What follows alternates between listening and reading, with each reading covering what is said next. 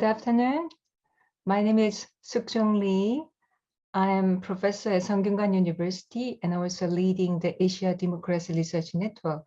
I'm very pleased that the ADRN has organized today's Gender Parity in Asia webinar.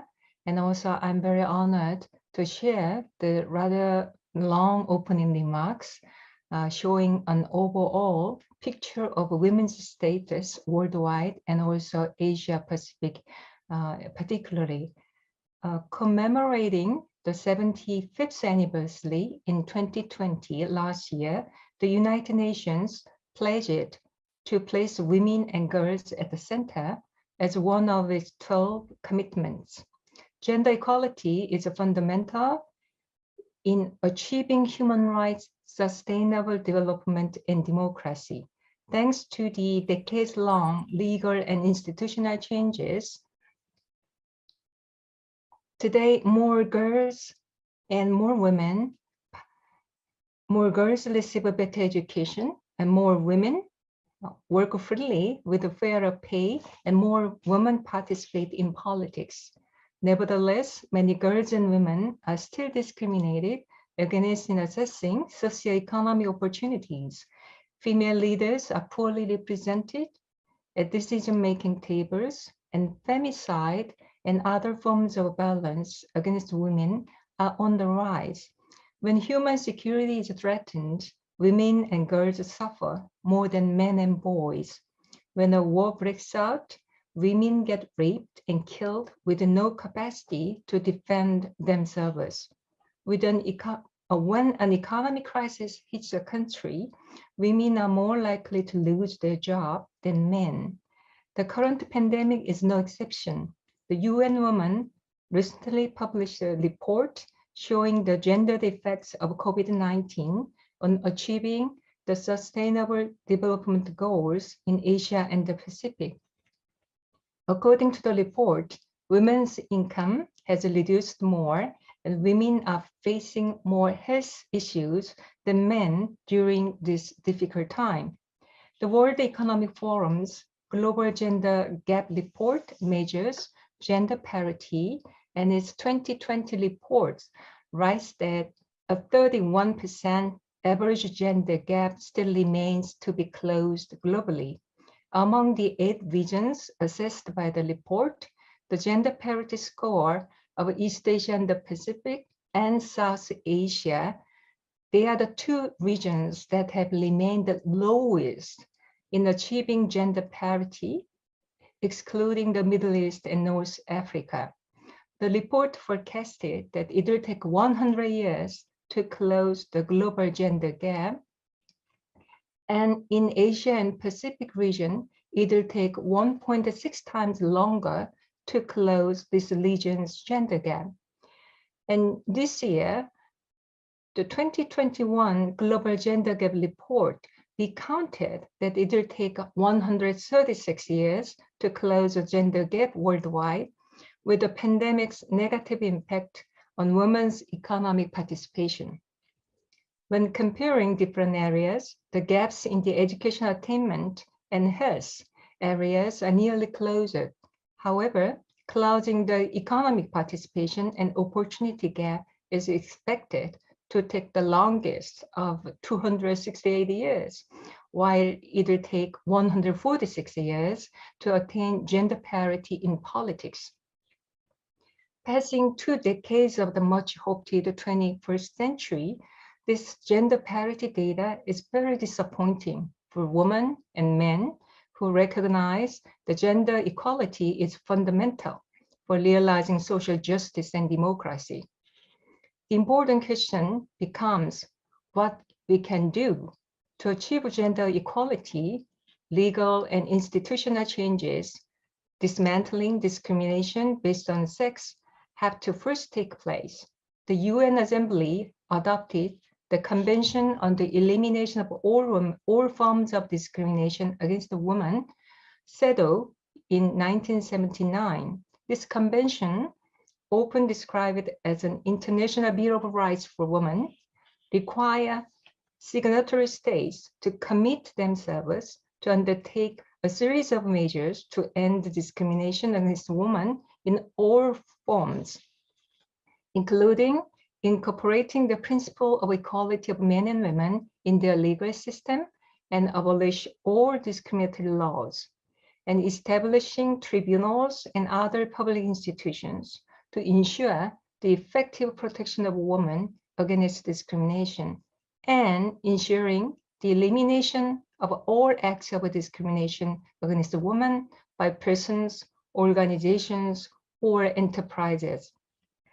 Some states have been more active to reform their system to realize these commitments, while some countries are very slow or some even resist such changes.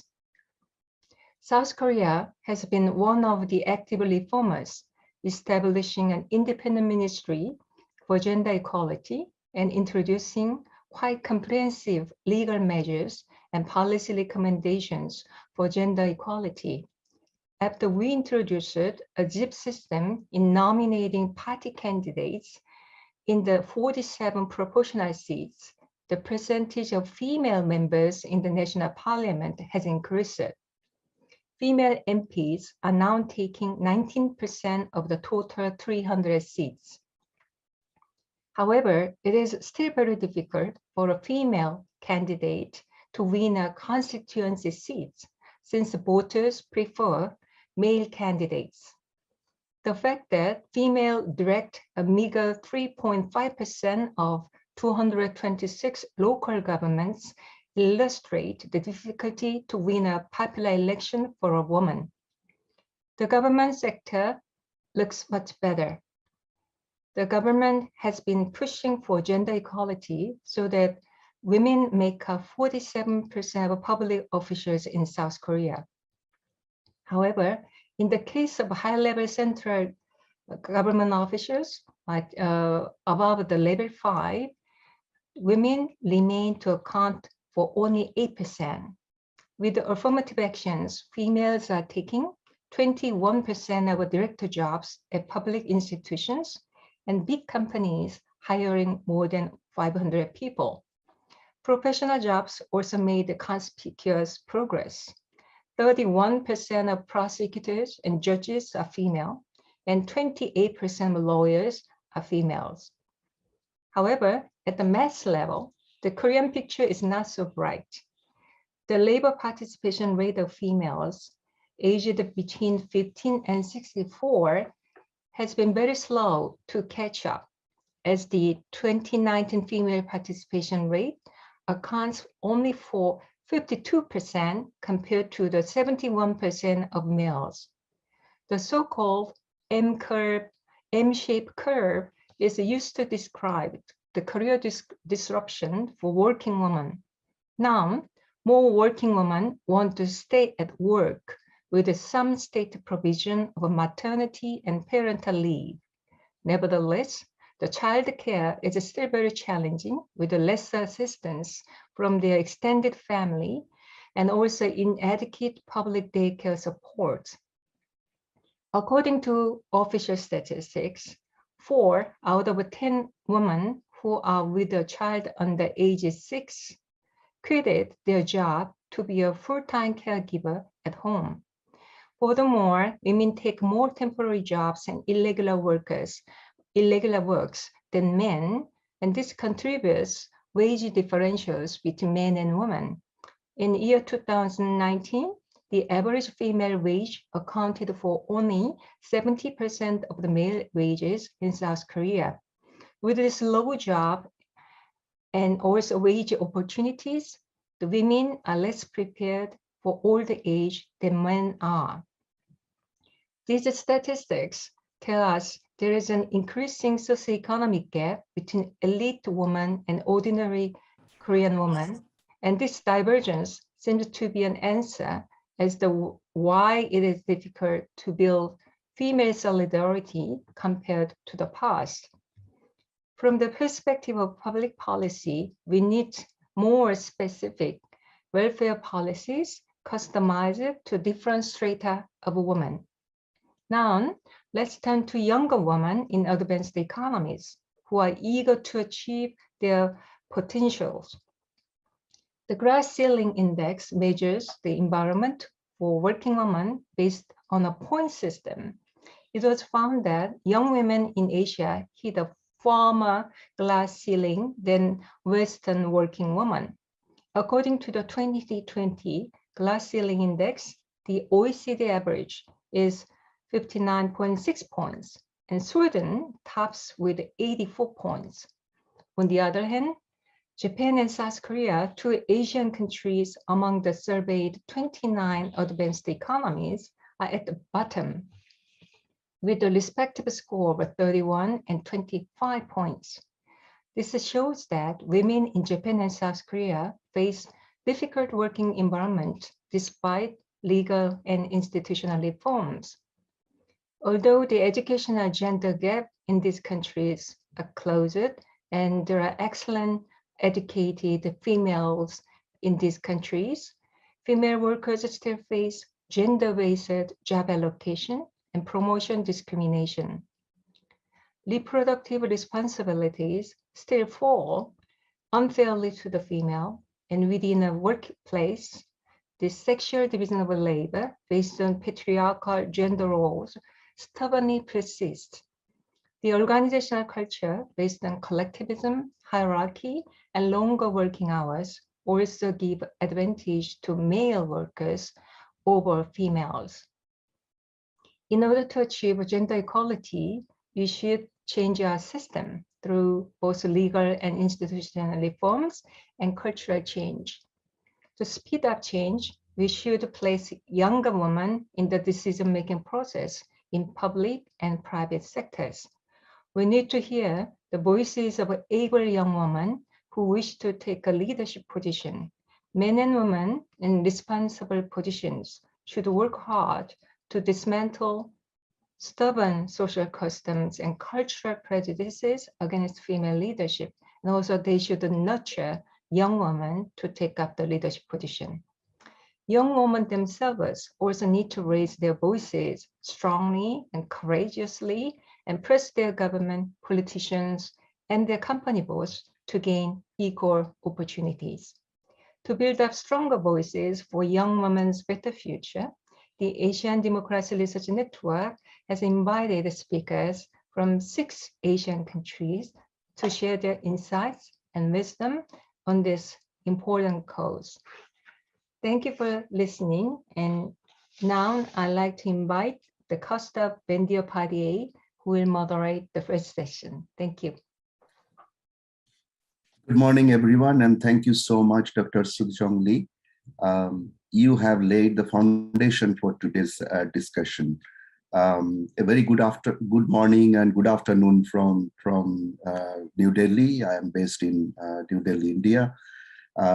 Once again, welcome to today's online roundtable on gender parity in Asia, Voices from Young Women's Better Future. As requested by Professor Suk-Jong Lee, we will now focus on the first part of this online roundtable, which is the first session. And it focuses on legal and institutional barriers for gender parity. I think Dr. Lee has elaborately talked about the existing gender gaps and the discriminations around the world, but particularly focusing on South Korea and Japan and many other Asian countries. And she sort of reminded us about the gaps in educational achievement and skill achievement, gaps in economic participation, political participation, and equal partner, women's participation as equal partner in the society and polity. So with that background, now we move to discuss a specific topic on what are the legal and institutional barriers for gender parity, and what government, parliament, private sector, civil society, academic community can do about reversing this situation and bring more parity in participation of women. I guess that we have three excellent speakers. They're quite accomplished scholars, and it will be good to have a discussion. First to listen from them, and then good to have a discussion on what are the preparatory barriers, and particularly looking at how our society and the institutions are encouraging women or preparing women to effectively participate in the social, economic, and political lives. And what are the entry barriers in that sense? What are the entry barriers to the institutions which make decisions for societal governance, political governance? We might focus on that. And then the third area is that once they have entered, despite these gaps and barriers, entered into those institutions, what are the leadership barriers?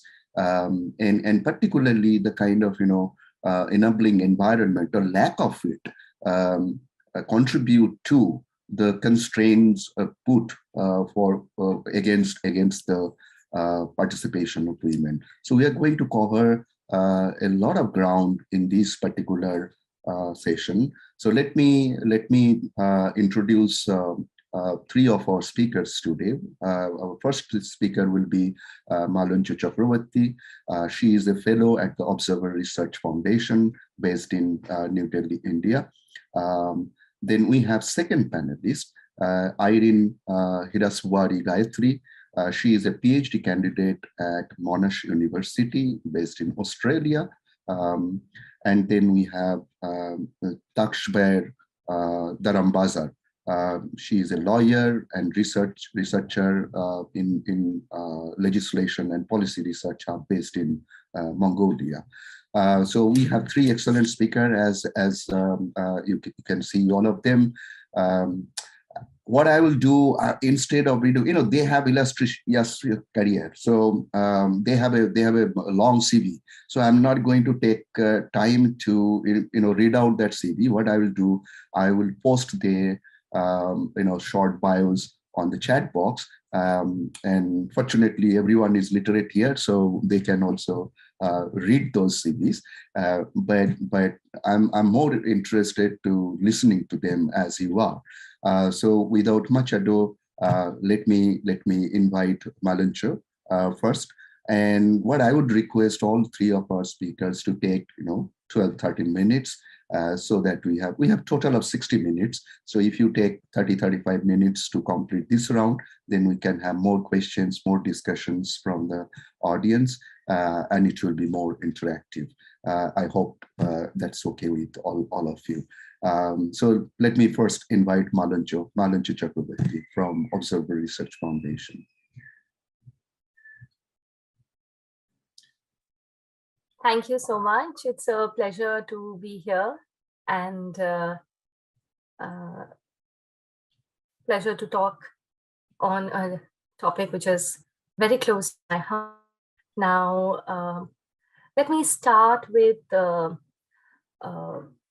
exactly what we mean by institutions before I start on the legal and institutional barriers for gender parity in India. I sort of tried to go back to the definition of institutions, and the most comprehensive definitions of institutions came from Douglas North, who sort of said that institutions are the rules of the game in a society, or more formally, the rules that are devised by humans as constraints that shape human interaction. Now, in the context of women, what is the rule that governs their lives? And that rule is the patriarchal law, which governs their lives not just from birth, but even before birth. Given the lower value of the female child in India, even before birth, there is discrimination right from the womb itself. And this is something which is very common, not just in India, but even in other countries in our neighborhood, China, for instance.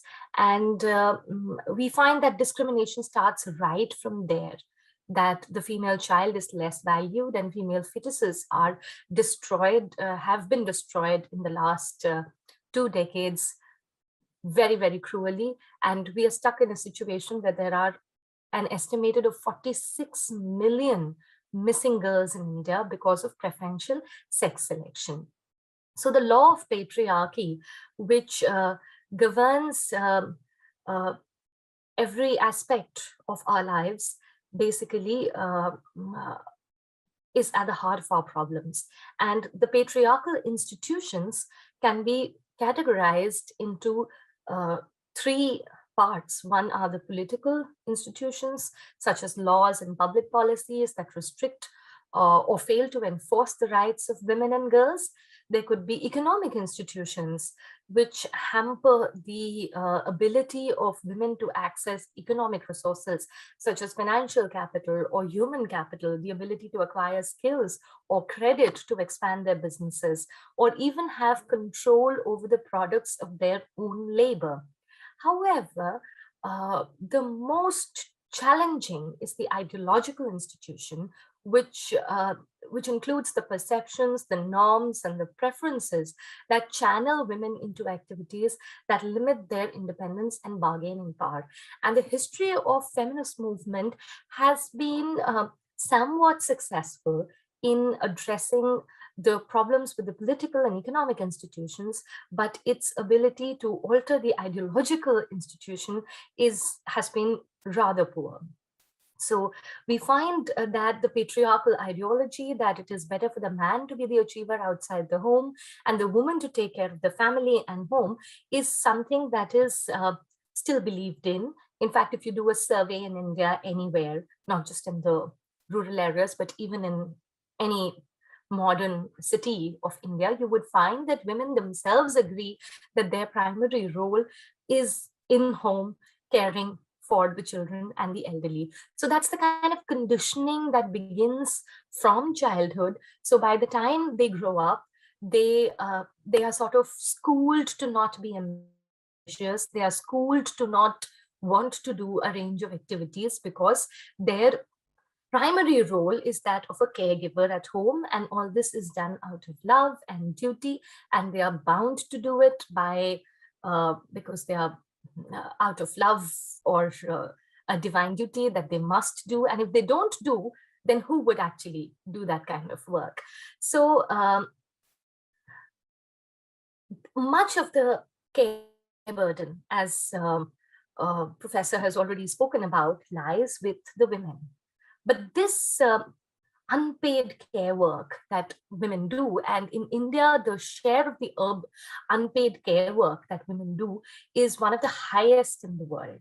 So while men would be spending only a few minutes doing care work, women would be, spending hours and hours altogether.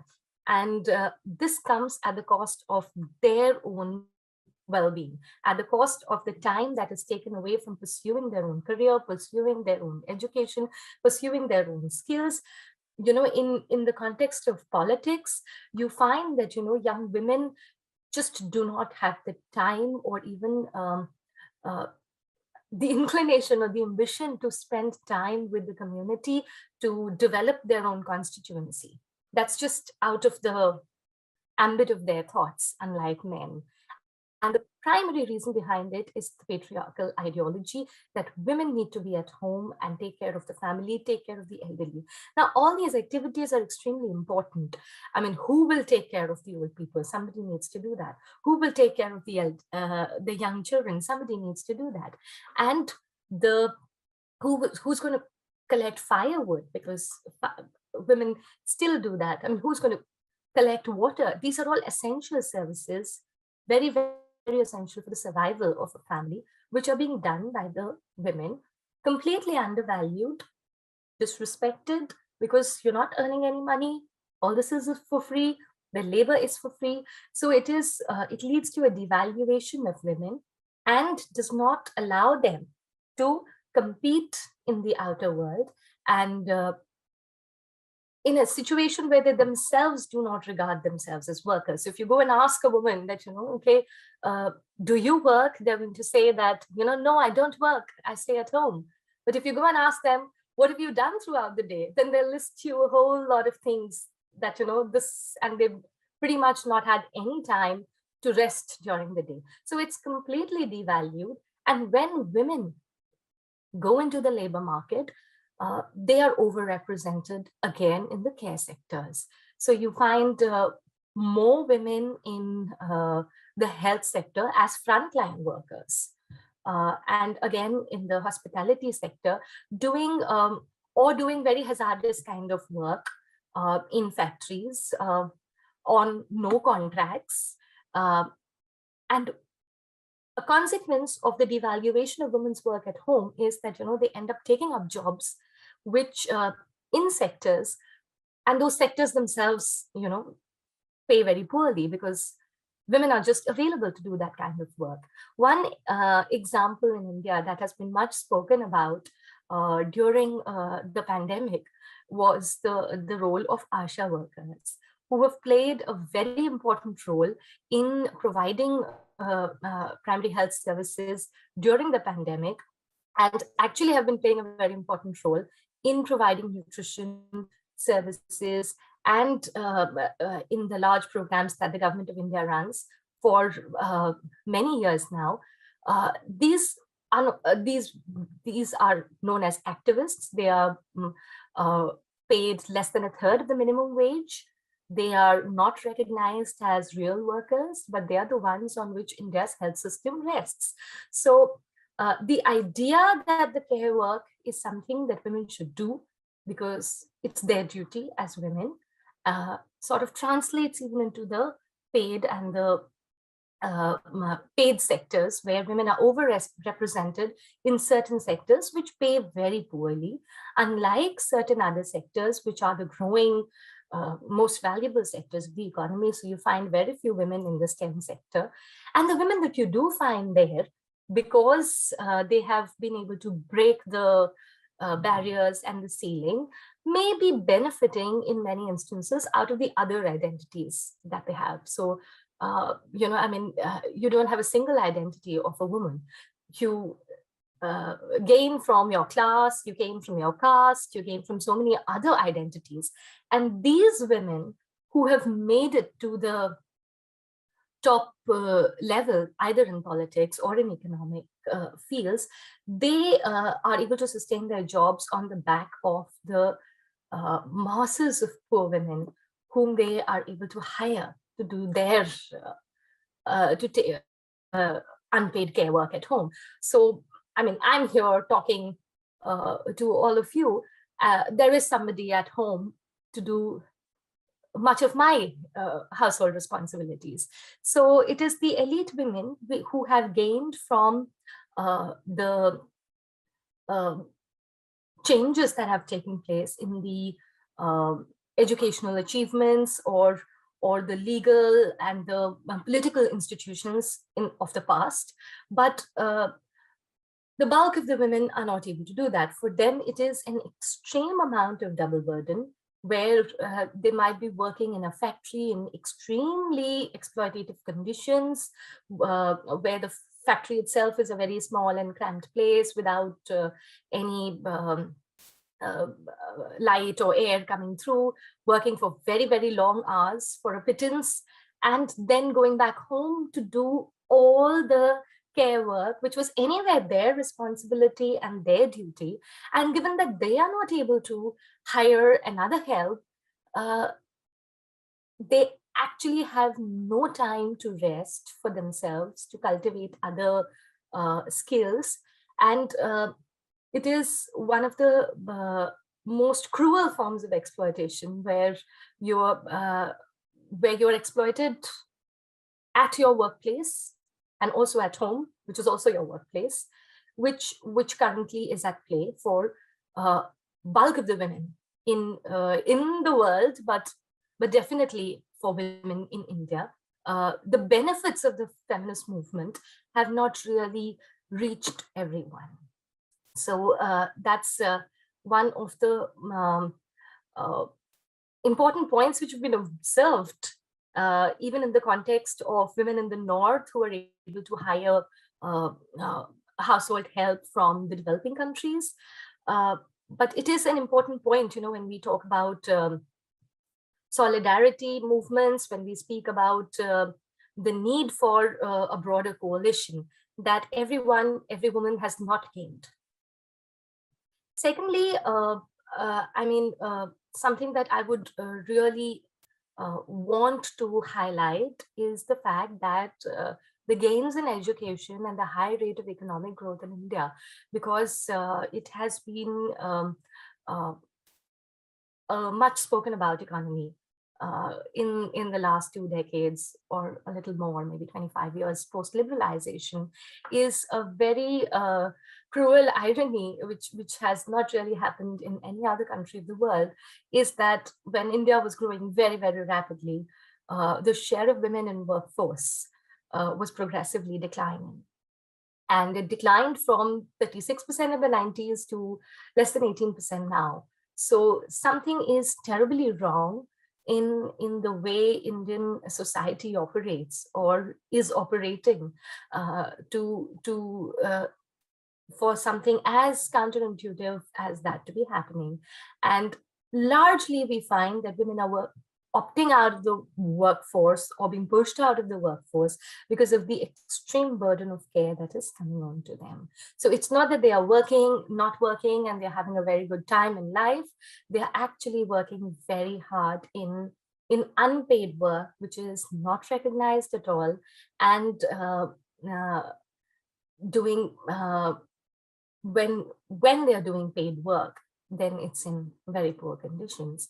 So as a result, they are time poor, they are always in hurry, they have no time for rest or their development or the development of their own skills and capabilities.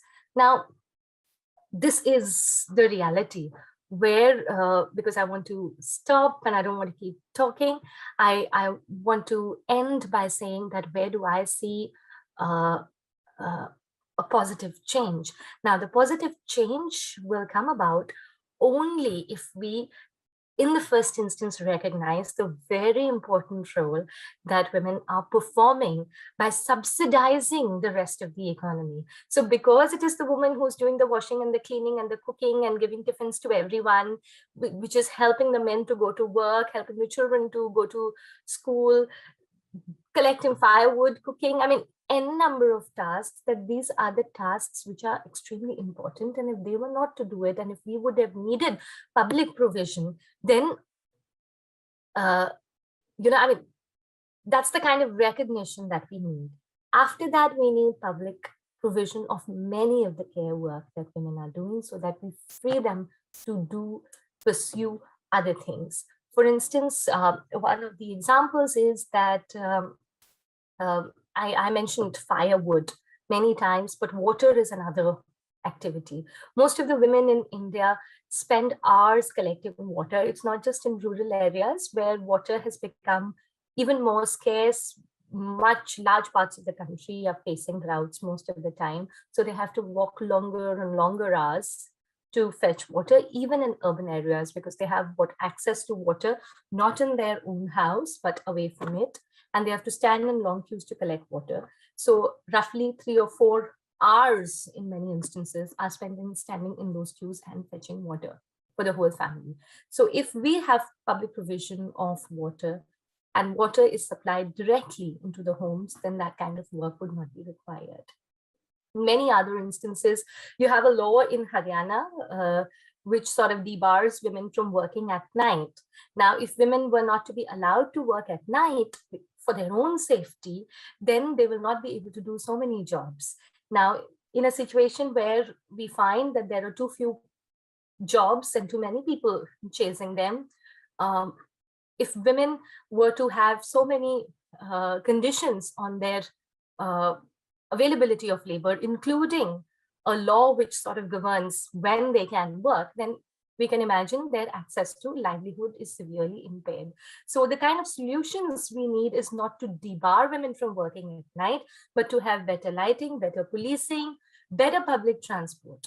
Even at night, I mean, there's no reason why we should not have public transport at night. If people need to work at night, then we need public transport at night. And that public transport should be safe. It is the responsibility of the state to ensure all of that.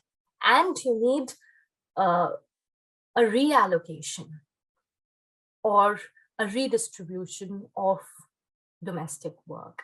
The primary responsibility of care work should not only lie with women.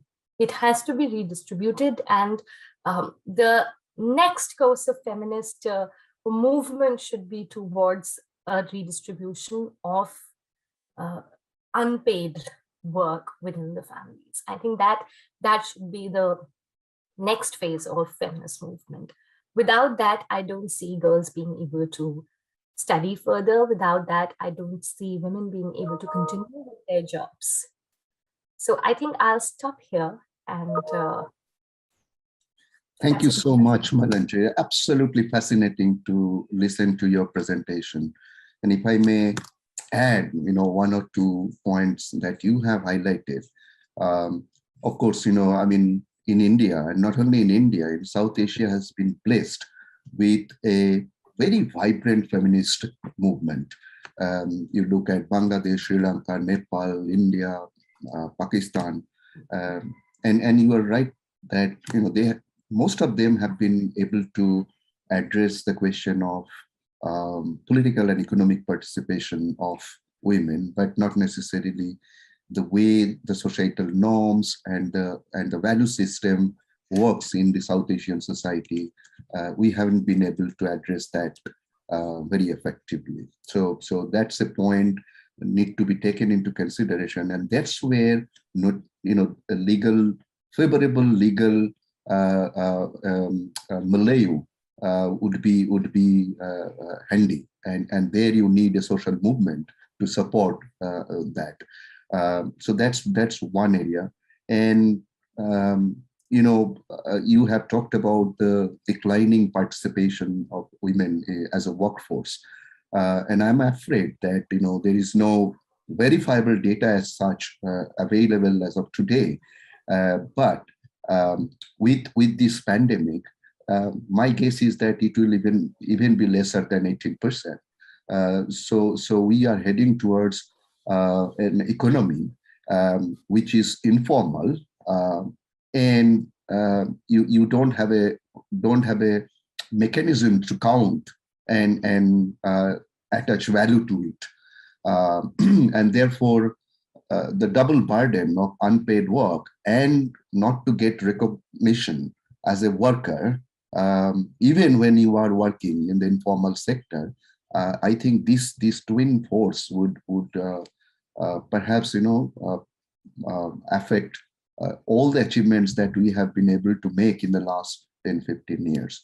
And we are quite proud in that sense that if you look at the political participation at the lowest level, at the panchayat level and the municipality level, the local governance institutions, there we have a progressive mandate where at least 1/3 of the elected representatives will be women, and many state governments have made it like 50%. So there we have representation, but perhaps we don't have the right kind of voices, because the amount of investment or the kind of intellectual investment that need to go in preparing those women leaders to climb the leadership ladder, that is not happening. So how many of these elected representatives are being able to climb to the state leadership or the national leadership? Not necessarily. It's a huge thing that needs to happen. Anyway, it's a fascinating discussion point, and let's hear Irene. Irene, if I may invite you. And I guess Irene's CV has already been posted here, and please read her CV.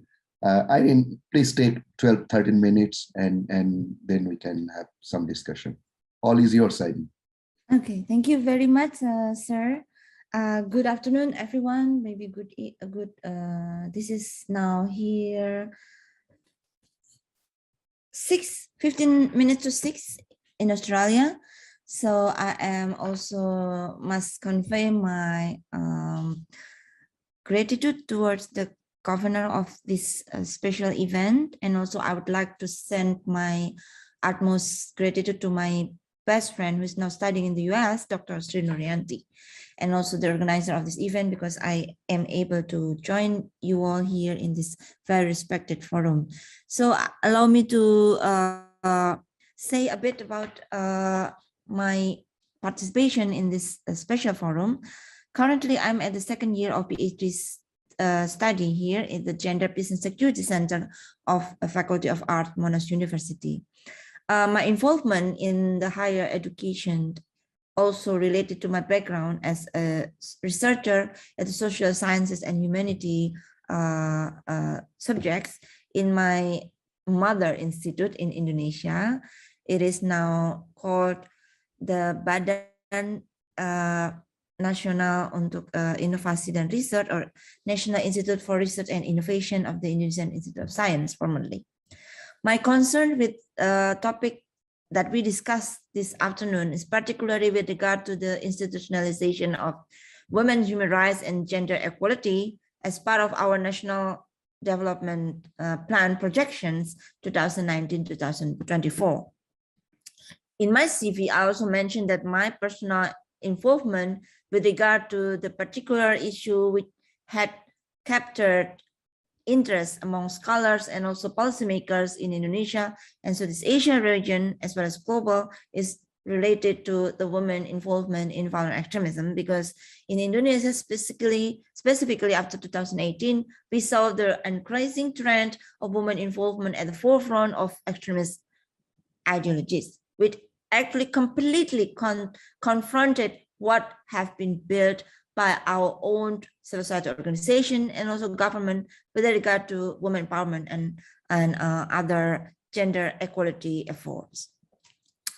So I would like to start my presentation here by looking at several of recent data that I obtained for the sake of this session, that Indonesia's position among other Asian countries, according to the Global Gender Gap Report in 2017, we were ranked 6th with an index of 0.691.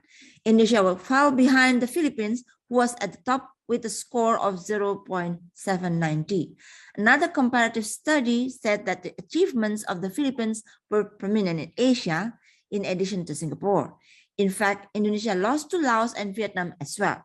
This is actually a grim picture with regard to what the civil society organization and our government had tried to improve for the last 10 years. We see that Indonesian women are, positioned in a very huge potential with regard to education sectors, but also in STEM and also in other sectors related to our development projections.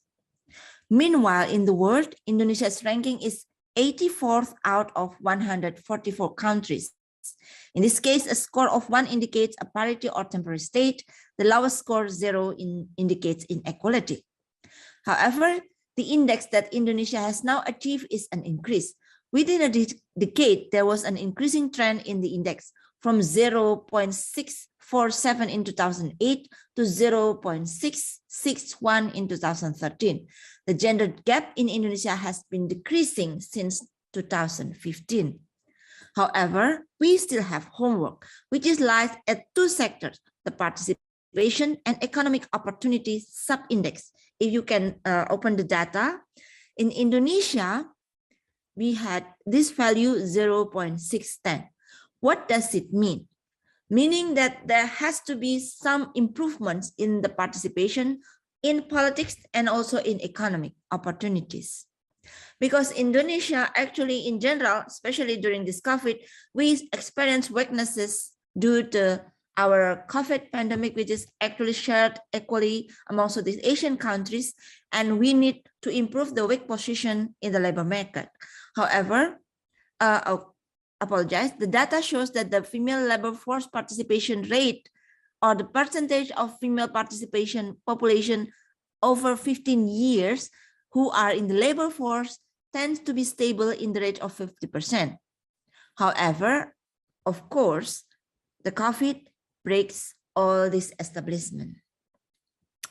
In other point of the picture, in 2014, if I remember, we boast ourselves to have the highest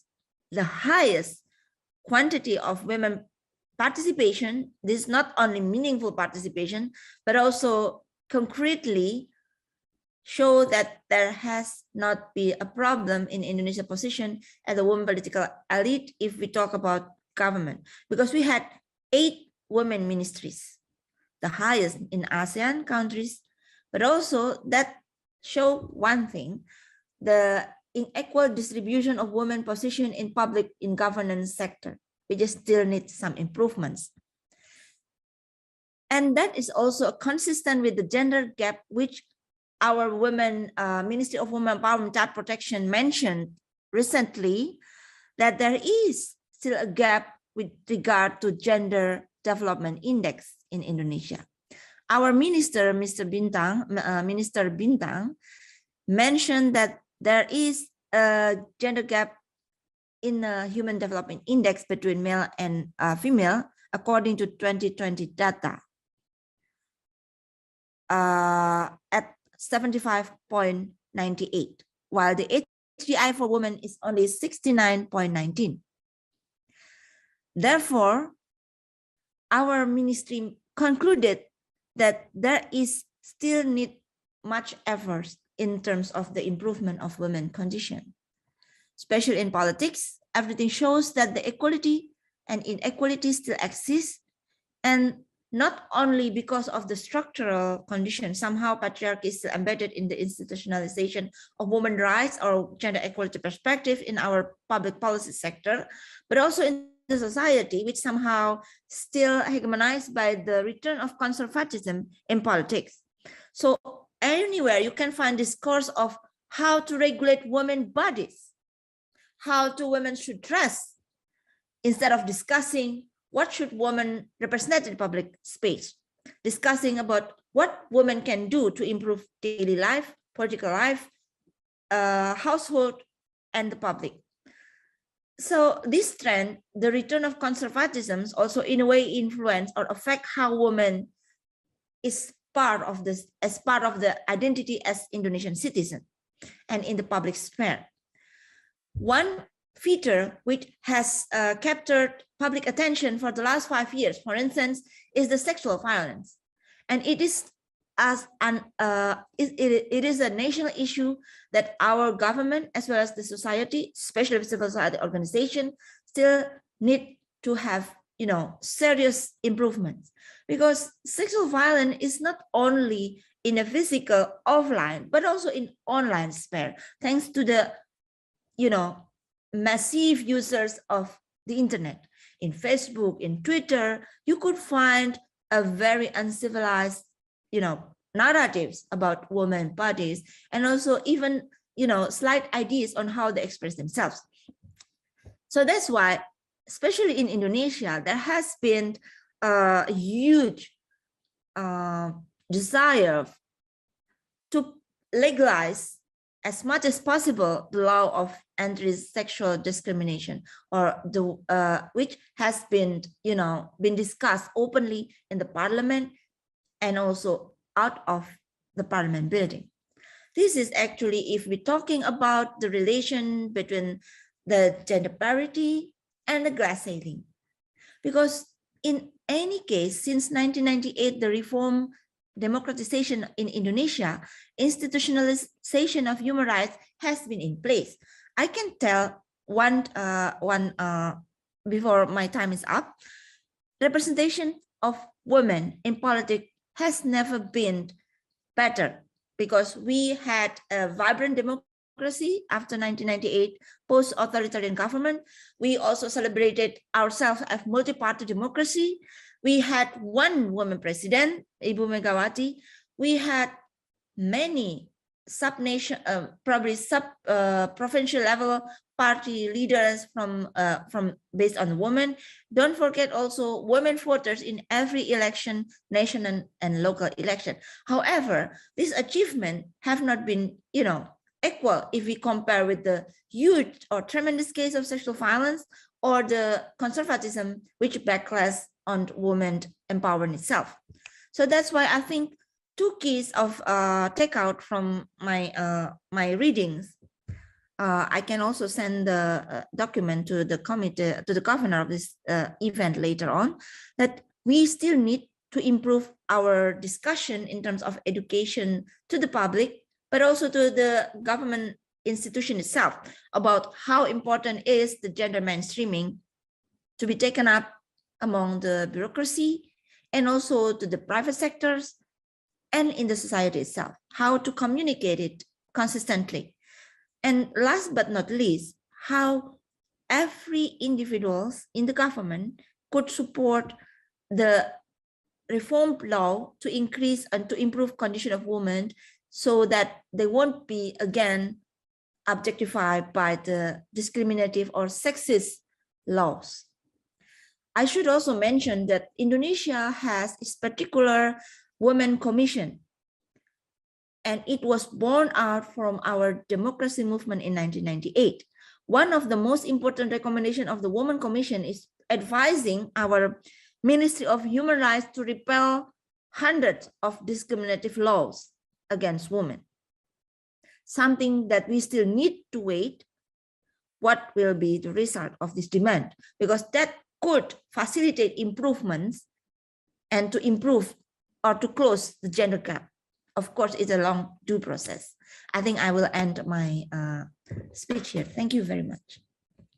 Thank you so much, Irene, for bringing this, I guess, one of the most critical issues around violence against women and girls. And it's not only physical violence, but also increasingly the online space is full of what we call toxic masculinity.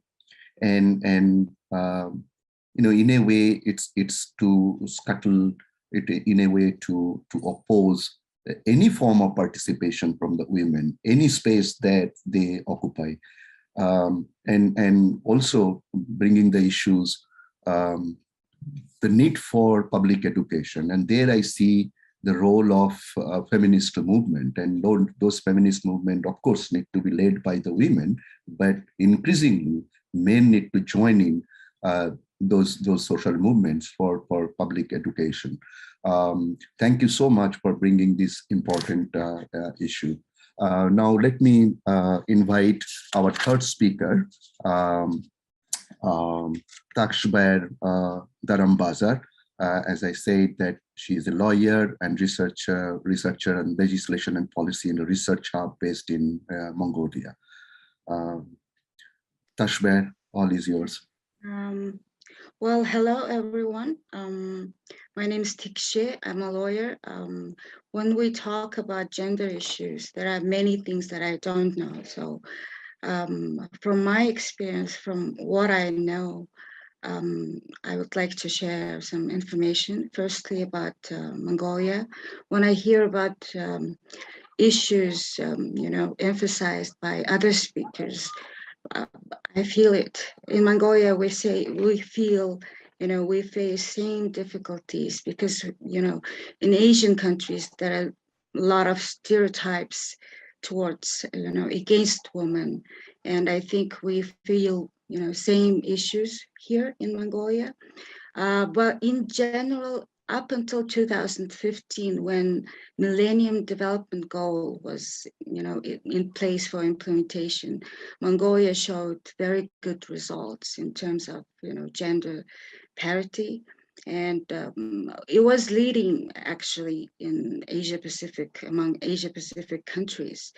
But after 2015, somehow this, progress has changed in Mongolia. And now that we, in the phase of implementation of the SDG, there are many aspects of gender equality is lagging behind, and it's showing, you know, more and more degradation in terms of the, you know, achieving the results. Of course, the glass ceiling is very hard to shatter and entirely, and it's, you know, causing many problems in women's life. We do have a very good law in terms of the legislation and provisions ensuring gender equality. I think Mongolia is doing very good. But of course, you know, regardless of provisions we are hoping for, there are many, you know, facets in lives of women that are causing problem. My understanding is if you look at the statistics of 2020, only 17.1% of women, you know, serving in the power and decision-making levels in Mongolia, which has been emphasized by UN that, you know, it's well below the global average and also well below the regional average. But one thing I have noticed in the past that, you know, it's important to point out that inequality is not just about the power and, you know, representation or money or income. It's also, you know, many dimensions such as rights and opportunities for women has to be ensured because of the economic inequality. Those aspects have been neglected in their lives, and that is affecting many other areas like such as children's rights. And during this COVID-19 pandemic, this gender gap has been exacerbated, existing the situation, and you know, the severe situation have been raised and in terms of social lives of the women and also children. If you look at Mongolia, it's a very unique country because we have a mixed culture, nomadic and also the settlement culture.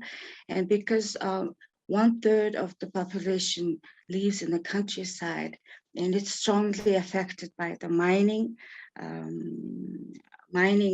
projects, activities. This issue of gender gap is also affecting lives of the nomadic herders, and also family planning, domestic violence, and children's rights have been also affected deeply in the past. I think it's very important for us to see how this COVID pandemic, I would like to emphasize about the COVID pandemic, because the face issues in Mongolia in terms of implementation and meeting the gender equality is pretty much same same with other countries. We lack political willingness. We lack as a developing country, we lack funding for implementation of the programs. For instance, in a national gender program in 2018, government of Mongolia has placed $33,000 US to implement the national program, which means, we have been relying in the past on the shoulders of the development organizations to implement different programs, raise awareness on gender issues, to protect the rights of women and also the children. So gender awareness among politicians who, approve the budget and conduct gender mainstreaming is very much important. And specifically, the leadership on gender issue is very much important. In Mongolia, there's a reverse gap in certain sectors like health and education. That's why the general tendency towards gender issues are pretty much negative, especially coming from men who are in the power. They think that women are more occupied on health and educational sector, and it's causing a reverse gender gap. And I think men's tendency towards the gender issue, they see it as if women only want to be, take and be part of the power and decision making. So that's why the leadership from men's side on ensuring gender issues, on gender mainstreaming in the budget area is very much ineffective. And also, we are lagging behind in many countries, and especially since 2015, it's very much ineffective. But now that in this digital area and also during this COVID pandemic, we have seen many other issues in terms of implementation of the gender equality. For instance, during this, because of this reverse gap, as I just mentioned, on health sector, almost 82% of the health workers are women, and almost 80% of in the education sector are women. So that's why we call it's a reverse gender gap. But that has been, showed a lot of effect during the COVID pandemic, because, a lot of women have been worked in health sector. They worked during the pandemic, very busy, and family issues and also the child caring issues during the pandemic, during the hectic work, have been completely neglected for the past 2 years. Well, there, certain measures they are trying to improve in the past, but still it's showing not very good effect during the pandemic. The only favorable results in Mongolia is visible in private sectors, senior management position, because women, they are hardworking, and because they achieve some results, final results. I think private sectors, they are promoting women in senior and managerial position, and it's showing since last year it has even improved, and it's almost 39% of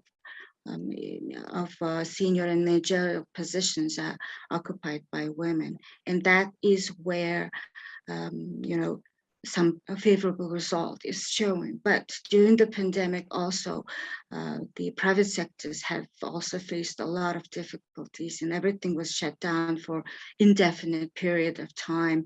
School was, and childcare was not open.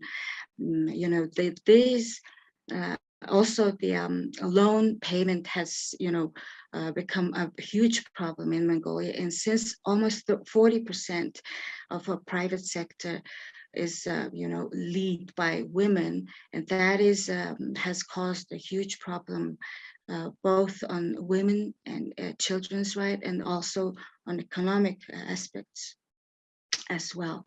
So I think I have to be very brief, but in the end, I would like to say that we would like to achieve a democracy. Ensuring gender equality is ensuring democracy. I think the most important thing from my, practice in the past has showed that public participation and engagement of public different group of people in power in decision-making processes before decision-making from the government is the most crucial aspect. Although we, face difficulties in the budget area, on a leadership area, in many other areas, ensuring gender equality. But one thing we could do is we could, insist on information sharing, and also on public discussion and public engagement in all government policies and decisions. I think that is the most effective way to ensure gender equality, because when we try to ask, ensuring sustainable development goals, or power and decision-making balance, or That's where we have faced most obstacles, especially from men. Up until 2015, Mongolia was more focused on ensuring property rights for women. But I think in terms of the property rights, acquisition of rights, we have made some achievements, but getting into the politics it requires a lot of funding. And that's where women lag behind. Men with money and power, they try to occupy the political arena and try not to give space for especially young women.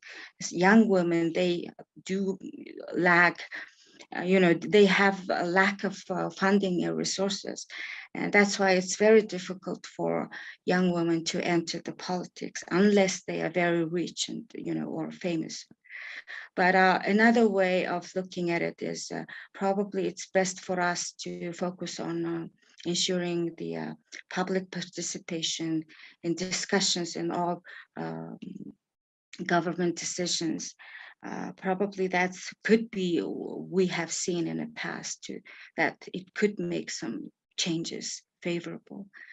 So in terms of ensuring gender equality, government offices and the private civil society organizations pushing towards ensuring open and transparent information, first of all, from the government, and open and transparent information of the policies and documents that are in the process of development, and of course that this public discussion and engagement of public, both from the central and the countryside area, local area in decision. That way we somehow, can do maybe a little bit results towards, but other objectives will not be neglected, of course, and awareness raising, especially I think in Asian countries, is a very important issue, especially amongst the reporters is a very important issue, because the portraying of women in media is very negative and very stereotyped. And I think has to be specific curriculum for media and reporters to, improve the situation in Mongolia. I think. If you have any questions, welcome. Thank you. Thank you. Thank you so much, Tashber. It was fascinating to listen to your presentation.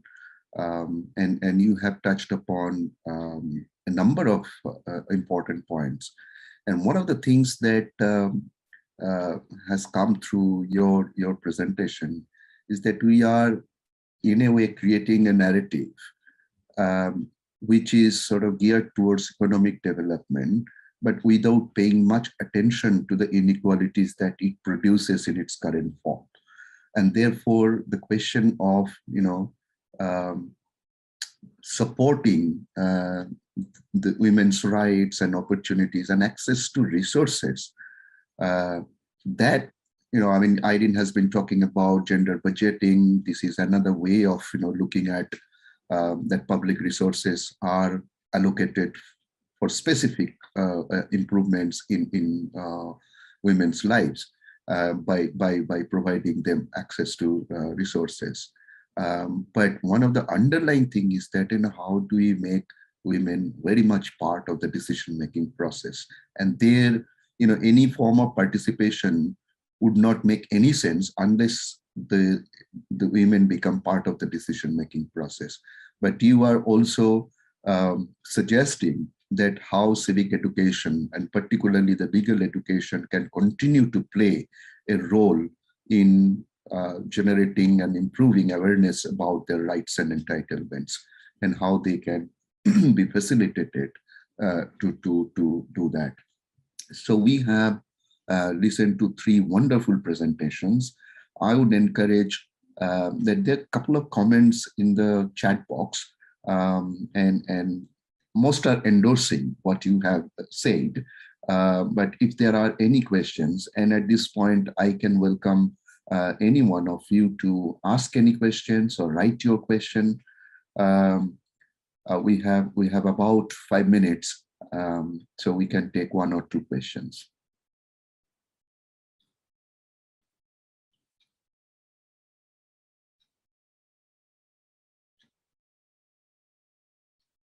Or maybe we can, or what we can do, we can take a round from our panelists. And, you know, you have shared your thoughts, and now you have listened to two other thoughts, each one of you. And maybe I can start with Irene. What do you make out of, you know, after listening to Malenjo and Tashbeh? Yeah, thank you, Professor Kastov. So my impression listening to what Mongolia and from India discussed and delivered actually almost similar in a way that there has still improvements needed in terms of the institutional improvement, but also at the societal level, institutional improvements and structural are from the governance, but that's also related with what happened in the society as well. The society, for instance, how much is civil society could relate to the improvements made in the government and in the bureaucracy, because public participation, like Tashbeh frequently mentioned, is one important prerequisite if we want to have a reformed and pro-gender equality effort in the government. That is actually my impression. And I think, although if reflected back to the experience in Indonesia, we had,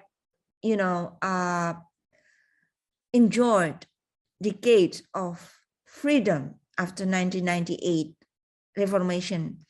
For anyone of you perhaps familiar with what had happened, fundamentally supporting the efforts made by Indonesian women, civil society that,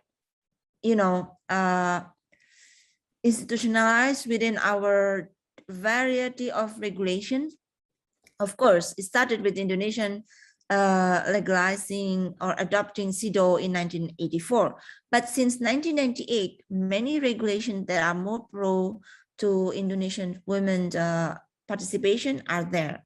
And also, I think, was it Malanja talk about women empowerment in terms of public, more civic space? That also still taking place in Indonesia.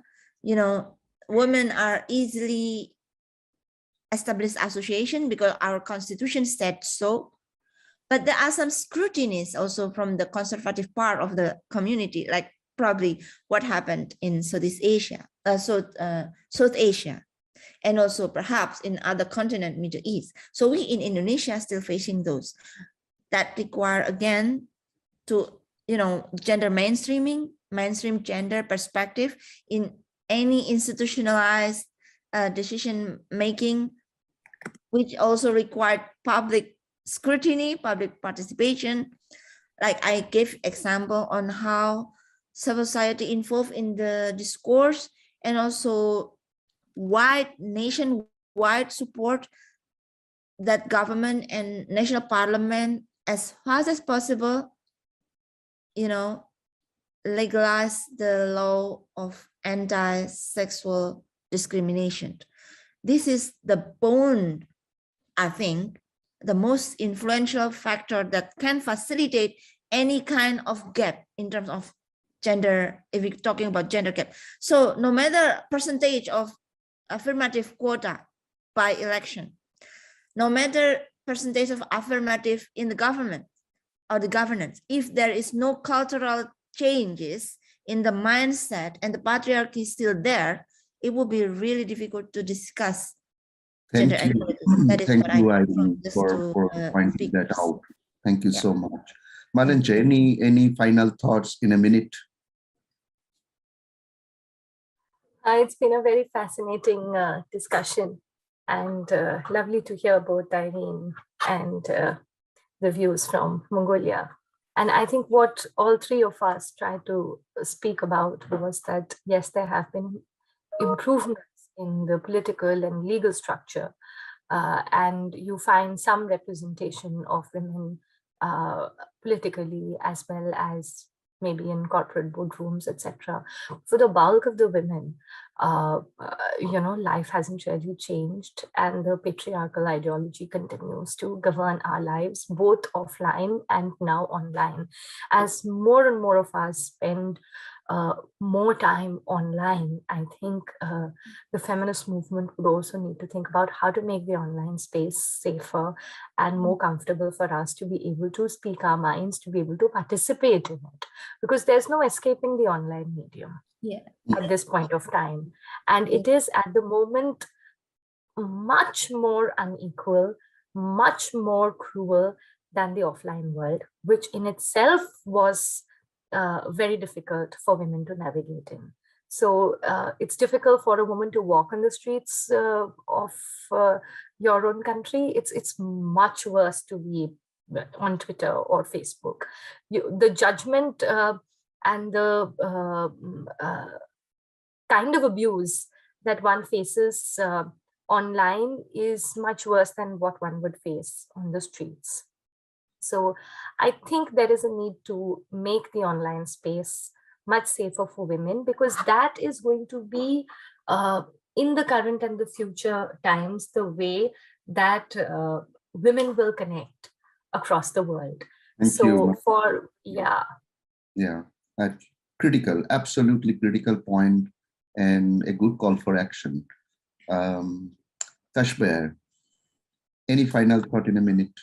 Yeah, I have to be very brief because I think we are taking a break. Yes, please. Yeah. Well, from what Malaka and Irene said, and from based on my experience, what I think is gender issue is it's changing on a daily aspect, because the social life is changing on a daily aspect. We don't know what we will face in the future. Something that has been true yesterday, it may not be true today. So in Mongolian case, the assessment and evaluation of the situation and of course the monitoring of the progresses is very much important. But we also think that the risk-based approach in different sectors in terms of gender equality implementation, it could have been changed in the past. So the strategies that we have been developed in the past, which haven't been successfully implemented, that has to be assessed nowadays, especially after the long pandemic. And the specific information, detailed information on gender issues are very much important, because we're shifting to digital literacy. So literacy also has been, the rating and assessment of literacy has also been changed, and that is affecting a lot of women and also, indigenous people. So. Thank you so much. Thank you so much to all three speakers, Malancho, Tashbear, and Irene, for this wonderful, wonderful session and very rich conversation that we had. A special word of thanks to EAI and ADRN for organizing and providing this space for us to discuss this part of the discussion.